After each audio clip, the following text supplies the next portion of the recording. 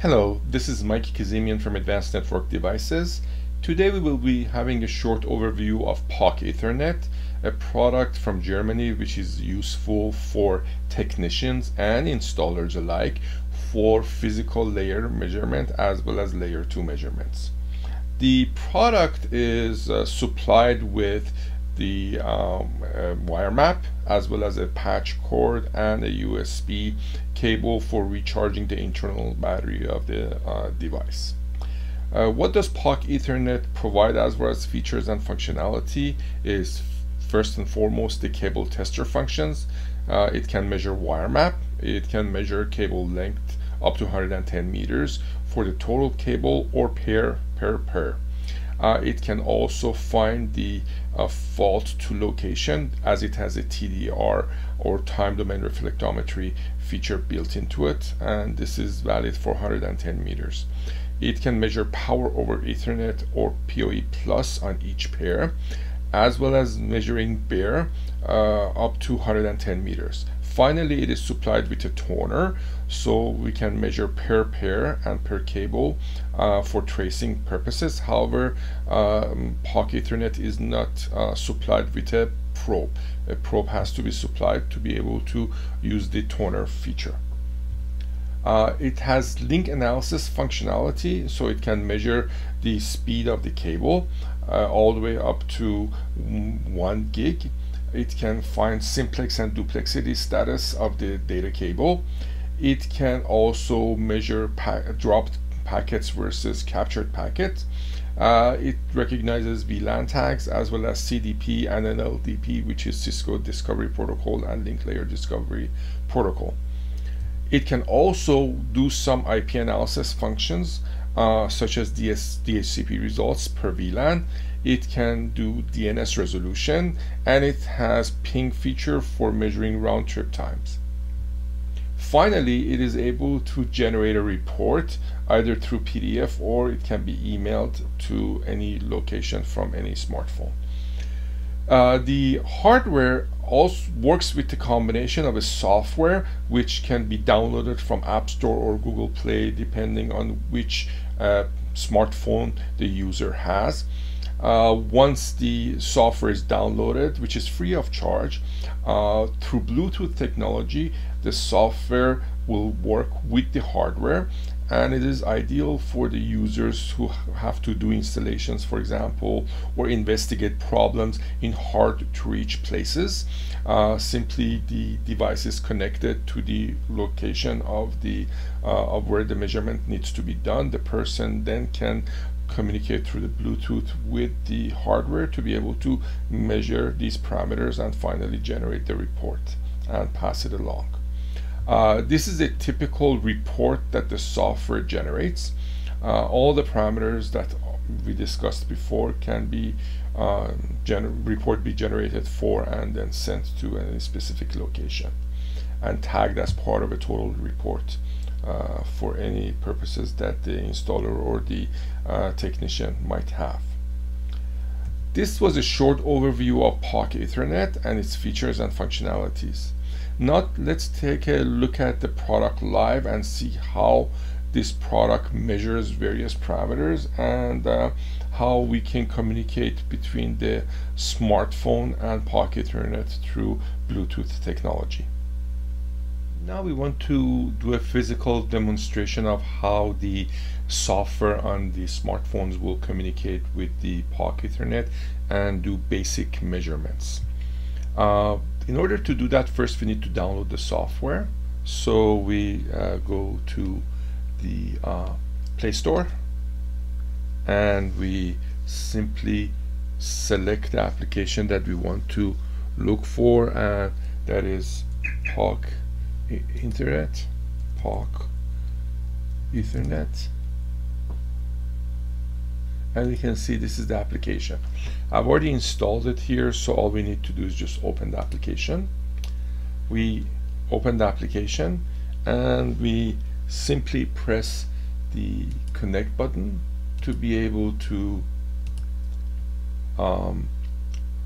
do the pairing for the smartphone. You can see it says connected. The next thing that we need to do is we select the parameters that we want the device to make measurements for. So the basic parameters are wire map, TDR graph, and possibly traffic information. Now, in order to do that, we always, for the basic wire map and TDR, we need to have the adapter connected to the cable that we want to make measurements for. And you can see this has a loopback measurement side as well as it has a wire map measurement side. And in order to do wire map, we just connect the cable end to the wire map side, and the other side of the cable goes to the Pockethernet RJ45 port. Once we do that, we select the parameters that we want to measure, which are the 3 parameters that I would like to measure. And then I click on the measure button, and the measurements are performed by Pockethernet device. Once we do that, we can click on each parameter and see exactly how every pair looks like. So you can see all the pairs are straight and we don't have any shielding on the cable. So the shield, which is here, is disconnected. Now if we select the TDR function, we will see that it can measure each pair's length, and this is an approximation, and this ties to the nominal velocity of propagation, which has to be calibrated, and roughly you can see it's a 16-meter cable. Now in order to see fault to the location, we click on TDR graph, and we can see exactly how the cable performed. We can go back and forward and see exactly how at every distance the cable is. Now if we have any pairs that are malfunctioning, you will get a spike at that specific distance, and that's the pair that we can see. So not only it's for the whole cable, but it can measure it for pairs up to 110 meters.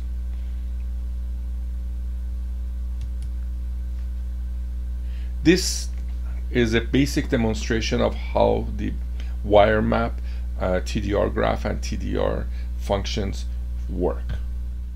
Now let's take a look at some other parameters that we want to make measurement for. In this instance, I would like to make measurements for link as well as bear.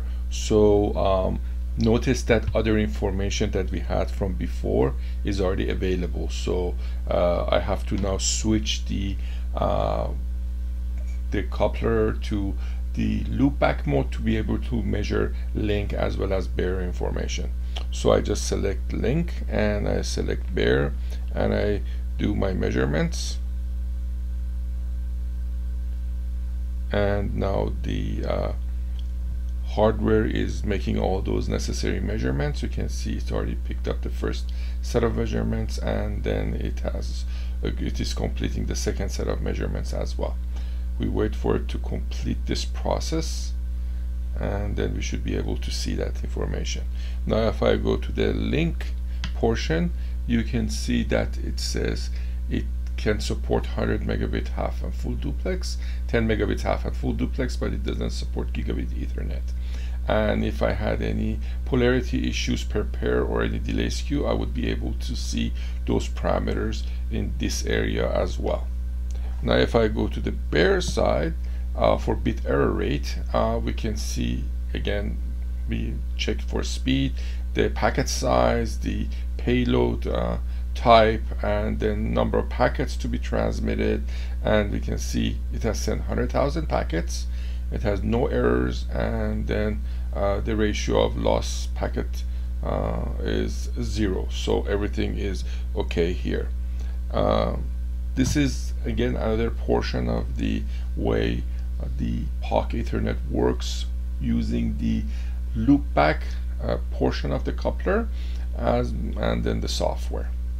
We have seen how the Pockethernet works at physical layer and the information it provides. Now we will be looking at the layer 2 information and see what kind of information we can get out of the Pockethernet. So here I'm going to select DHCP traffic, and you can see once I select DHCP, the link also is automatically selected. and let's do a measurement and see how things are.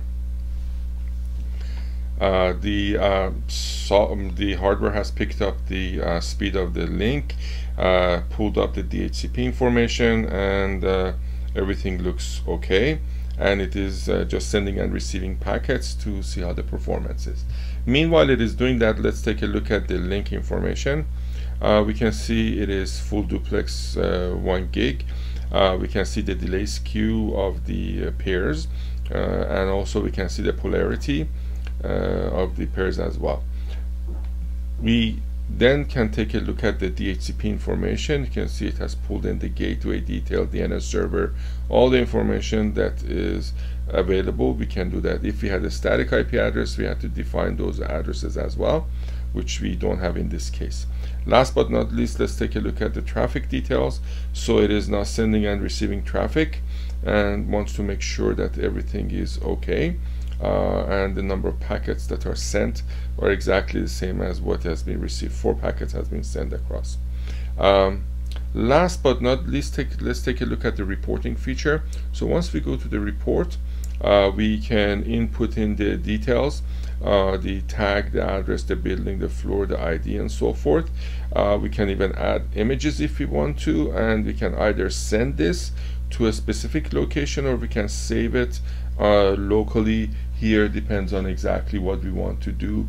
We can send and we can save, and we can view the report. So let's view the report and see how it looks like. And this is a typical report. These were the parameters that we made measurements for, and these are the details of that report that is available to us. Other parameters that we need to take a look at is the tools section or the tab. Here we can define basically the tones that will generate different type of tones for each pair. We can turn them on and off and volume, but again this needs a probe to be able to detect the tone that the Pockethernet generates. The blinker is for the switches and routers, so once we connect we can see whether the connections are all proper, because those ports on the switch will blink in a different fashion than they normally do. The other settings that we have is the TIA standard for the cabling, physical layer 568A or B, the unit of measure, whether we want to keep the Bluetooth on or off, DHCP timeout, all those details. We can do also what we call the nominal velocity of propagation, NVP measurements, to be able to properly locate the default location. The way this would work is user will take a 10 feet or more of a known cable length, and they will see what the measurement is here on the TDR calibration, and will adjust the distance to the actual distance of the cable, the physical distance of the cable. So let's say if this is showing 12 meters and the actual cable is 10 meters, we pull this back all the way up to 10 meters, and that means it is calibrated. And that's the way the TDR calibration would work. And then the information is in reference to the firmware, MAC address, application version, hardware version, and so forth of the Pockethernet itself. This concludes our presentation of how Pockethernet can assist technicians and installers in their day-to-day activities in reference to any copper-based network within their organization or environment. I do thank you for attending this session of Advanced Network Devices short video, and we look forward to see you in any future videos.